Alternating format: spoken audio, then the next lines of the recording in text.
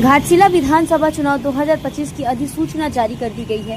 नामांकन प्रक्रिया 21 अक्टूबर तक चलेगी, जबकि मतदान 11 नवंबर और मतगणना 14 नवंबर को होगी।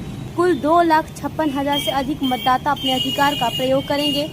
प्रचार प्रसार करते हुए जो एडवर्टाइजमेंट्स लगाए गए थे, प्रायः पूरे जिले में उसको क्लियर कर दिया गया है और हमारे पास कोई कंप्लेंट भी अभी तक नहीं आया है कि किसी राजनेता का या किसी पॉलिटिकली एक्सपोज पर्सन का कहीं पे कोई प्रचार सामग्री हो।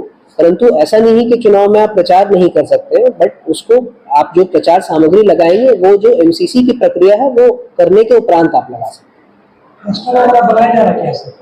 हैं।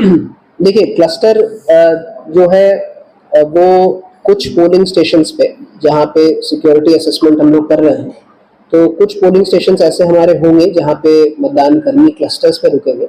परंतु हमारा प्रयास ये है कि अधिकांश मतदान कर्मी वो सीधा अपने पोलिंग स्टेशन पर ही जाएं और रात में पोलिंग स्टेशन पर ही उनका आवासन हो, जो कि अब स्टैंडर्ड ऑपरेटिंग प्रोसीजर भी है हमारे स्टेट में। क्योंकि जो पूर्व में समस्या हुआ करती थी लॉ एंड ऑर्डर की, काफ़ी हद तक उसको कंट्रोल में ले लिया गया है।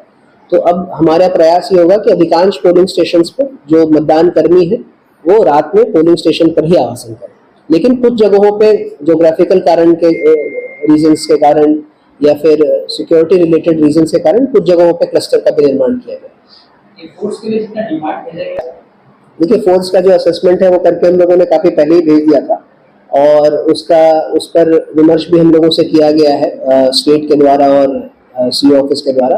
परंतु कुछ दिनों में उसका एग्जैक्ट जो ड्राफ्ट है वो हमें प्राप्त हो जाएगा कि कब से फोर्स यहाँ पे डिप्लॉय होना शुरू होंगी और कितनी संख्या में कितनी कंपनीज किस बल की हमें मिलेगी, वो अभी प्राप्त नहीं हुआ है।